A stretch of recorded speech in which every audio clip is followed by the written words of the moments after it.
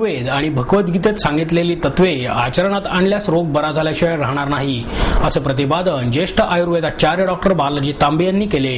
वसंत व्याख्यानमालेत गीतेतील आयुर्वेद या विषयावर डॉक्टर तांबे यांचे व्याख्यान झाले. यावेळी तांबे म्हणाले, वेदशास्त्र ही नुसती काल्पनिक, सिद्ध न होण्यासारखी अवैज्ञानिक धार्मिक बडबड आहे असे वाटत असेल तर ते चूक आहे. गीतेतही आरोग्य, आहार याविषयी सांगितले आहे. शाश्वत निरंतर सुख कसे मिळवावे हे गीता सांगते. शरीर हे आपले विश्व आहे. त्यातील आणि बाहेरच्या विश्वातील व्यवहार यातील संबंधांविषयी वेदांमध्ये सांगितले आहे. मन करारे प्रसन्न हा विचार सर्व संतांनी सांगितला. त्याशिवाय विषाद दूर होणार नाही असे सांगून ते म्हणाले, कामाचा ताण समाजातील भ्रष्टाचारापेक्षाही कुटुंबातील व्यक्ती मनाविरुद्ध वागल्यास अधिक जाणवतो. त्यासाठी मन शक्तिमान केले पाहिजे. मनशक्ती चांगली असेल तर चांगले कर्म सुचते.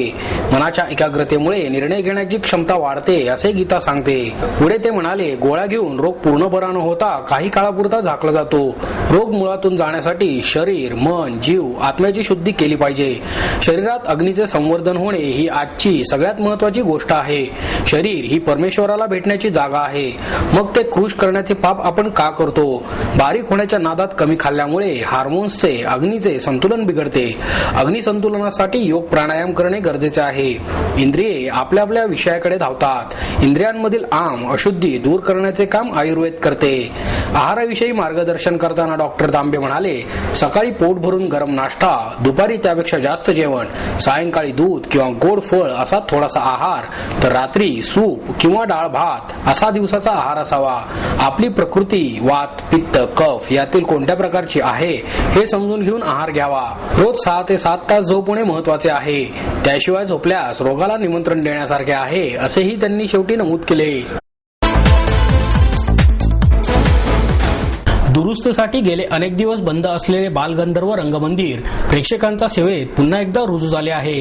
महापौर वैशाली बनकर यांच्या हस्ते नारळ वाढवून हे रंगमंदिर पुन्हा प्रेक्षकांसाठी खुले करण्यात आले. यावेळी अतिरिक्त आयुक्त नरेश झुरमुरे, माजी महापौर मोहनसिंग राजपाल, माजी स्थायी समिती अध्यक्ष अरविंद शिंदे, अभिनेता आणि निर्माता प्रशांत दामले, अभिनेत्री रीमा उपस्थित होते.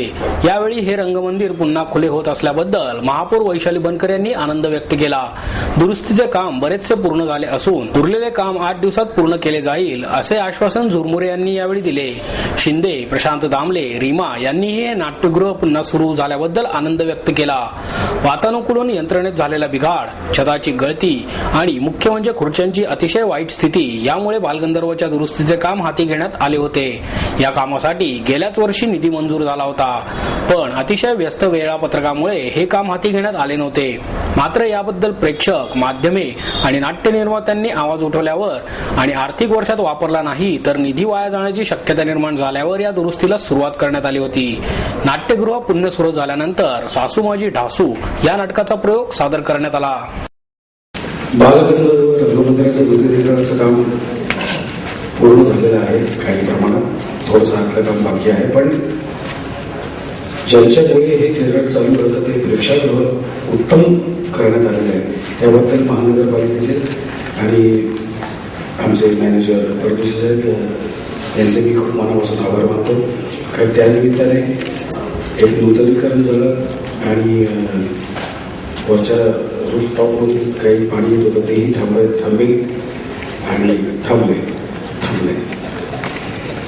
तर मी महानगरपालिकेचे निर्माता संघटनेचे आणि सर्व कलाकारांतर्फे मनापासून आभार मानतो.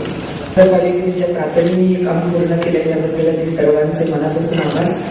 कारण उन्हाळ्याच्या सुट्ट्या सुरू झाल्या त्यामुळे मोठ्या संख्येने प्रेक्षक नाटक बघायला उत्सुक असतात.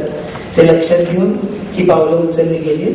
त्याबद्दल ह्या कार्याला ज्यांचा खूप हातभार लागलेला आहे सर्वांना माझ्या मनापासून शुभेच्छा.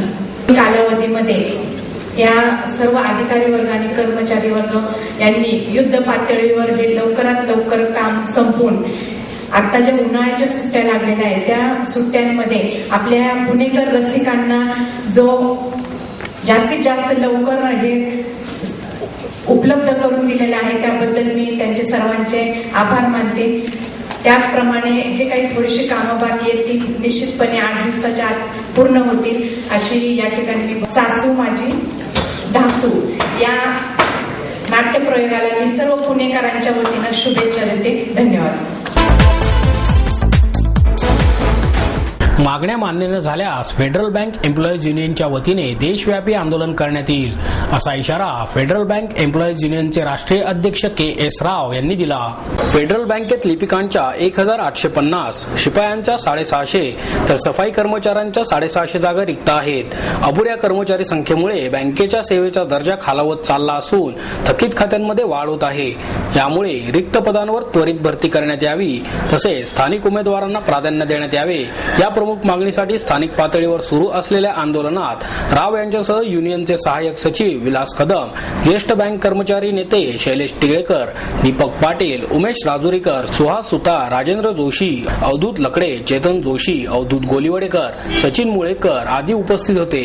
कंत्राटी कर्मचाऱ्यांना कायम करण्यात यावे, बँकेच्या कामाचे आउटसोर्सिंग करण्यात येऊ नये, बँकेचे बोधचिन्ह बदलण्यात येऊ नये अशा युनियनच्या इतरही मागण्या असल्याचे कदम यांनी सांगितले. अशा प्रकारचे आंदोलन देशभरात सुरू असून त्याची दखल व्यवस्थापनाने न घेतल्यास युनियनच्या 30 एप्रिल ते 1 मे रोजी होणाऱ्या राष्ट्रीय आंदोलनात अधिक उग्र आंदोलनाची दिशा ठरवण्यात येईल असेही यावेळी जाहीर करण्यात आले.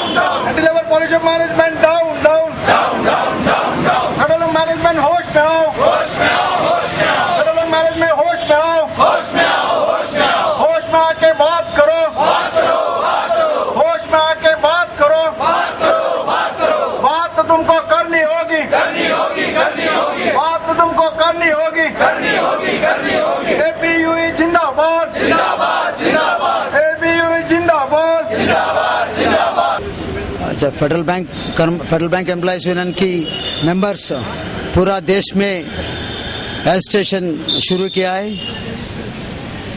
बहुत कुछ मुद्दा से आगे बढ़ रहा है. फेडरल बैंक 950 ब्रांच खुला गया है और रिक्रूटमेंट नहीं कर रहा है मैनेजमेंट ने.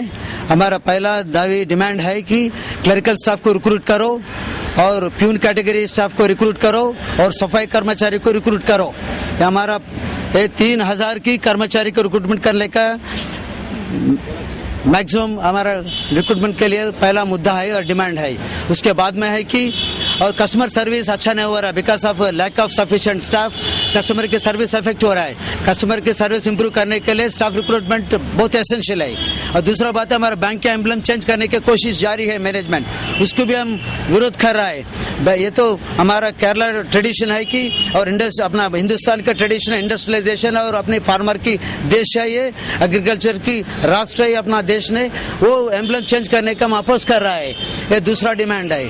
और हम ये भी चाहता है कि बैंक पॉलिसीज को चेंज करो और सफिशिएंट स्टाफ रिक्रूट करके ब्रांच एक्सपेंड करो. ये हमारा दूसरा मुद्दा है. उसके साथ साथ अपनी देखो, जब 500 ब्रांचेस थे, 5 जनरल मैनेजर थे, आज ऐसे 40 जनरल मैनेजर बना गया है. ज्यादा ऑफिसर्स को बनते जा रहे हैं. इधर एक्चुअली ब्रांचेस में जो clerical staff, peon staff, officer staff जो ना है कस्टमर को सर्विस करने के, उधर कम करते जा रहा है. जनरल मैनेजर्स को, असिस्टेंट जनरल मैनेजर्स को, चीफ जनरल मैनेजर्स को, इन लोगों को नंबर बढ़ते जा रहा है और उन लोगों को इंसेंटिव्स लाखों रुपए देते जा रहा है. वो भी सीक्रेटली, वो बाहर नहीं दे रहा है कितना किसको दे रहा है. तो हम ये भी डिमांड कर रहे हैं जो कर रहा है बैंक में वो ट्रांसपेरेंसी होना है और इंसेंटिव सबको बांटना है. और हमारा बैंक की शेयर भी हमारा एमडी एंड सीईओ को 5 लाख शेयर दिया गया है. बैंक की शेयर जब अपना सब स्टाफ कॉमरेड्स को 100 शेयर दिया गया है और क्लरिकल स्टाफ को 200 और ऑफिसर को 300, हमारा बैंक चेयरमैन को 5 लाख शेयर दिया गया है.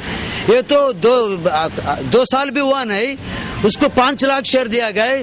35 साल 40 साल काम कर रिटायर होने वाले को 100-200 दे रहा है.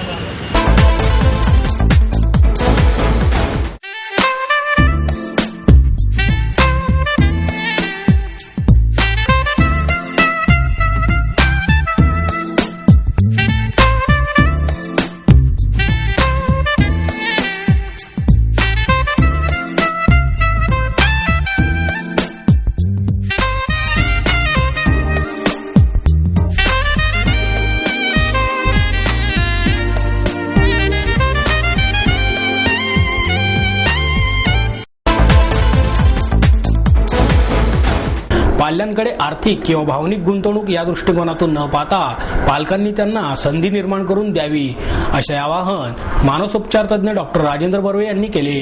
अक्षरधारा बुक गॅलरी आणि साहित्य संस्कृती कलामंच यांच्या वतीने 22 एप्रिल ते 27 मे दरम्यान बालकुमार शब्दोत्सवाचे आयोजन करण्यात आले आहे. त्याच्या पहिल्या दिवशी कथा पालकांच्या व्यथा मुलांच्या या विषयावर डॉक्टर बर्वे यांची मुलाखत मुकुंद कुळे यांनी घेतली. डॉक्टर बर्वे म्हणाले, मुलांकडून अपेक्षा ठेवण्यापेक्षा त्यांच्याकडे इच्छा व्यक्त कराव्यात, म्हणजे त्यांचे ओझे वाटत नाही. त्या पूर्ण झाल्या नाहीत तर त्याचे दुःख होत नाही. मुलांना प्रवाहपतीत होऊ देऊ नये.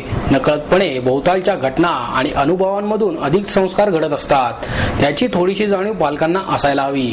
सध्या पालक आणि पाल्य यांच्यातील संवाद कामासंबंधी अधिक होतो. त्या व्यतिरिक्त दर्जेदार मनमोकळे संवाद व्हायला हवेत. अलीकडे माध्यमांमध्ये हिंस्त्र आणि नकारात्मक घटनांचे वर्णन अत्यंत तपशीलवारपणे दिले जाते. त्याचा वाईट परिणाम मुलांवर होतो. त्यामुळे गुन्हेगारी प्रवृत्तीला चालना मिळते असेही ते म्हणाले. नागरिक आणि लष्कर यांनी एकत्र काम केल्यास देश मोठ्या प्रमाणात प्रगती करेल असे मत निवृत्त एअर मार्शल भूषण गोखले यांनी व्यक्त केले.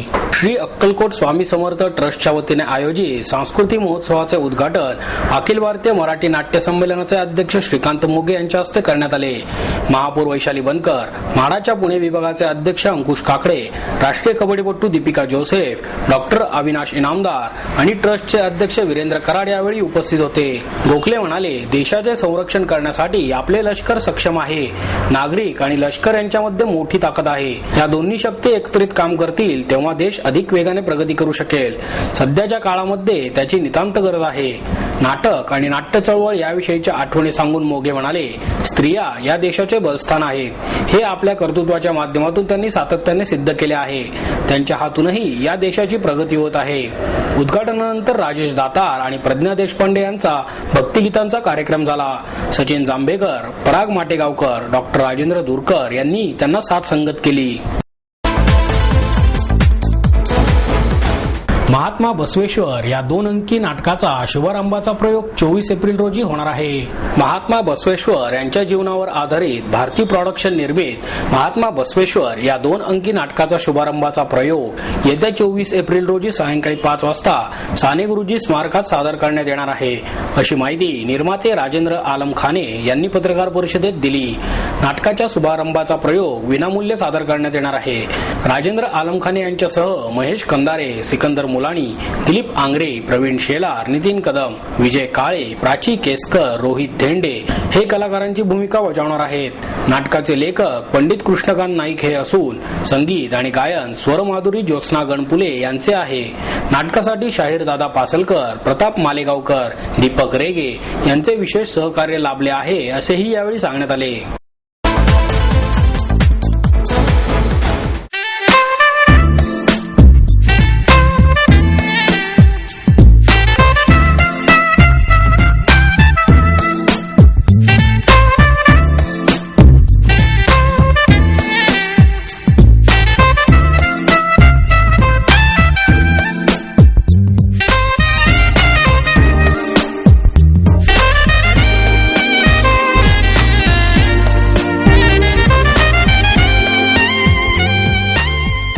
आणि याबरोबरच हे बातमीपत्र संपलं. पुन्हा भेटूया उद्या याच वेळी. नमस्कार.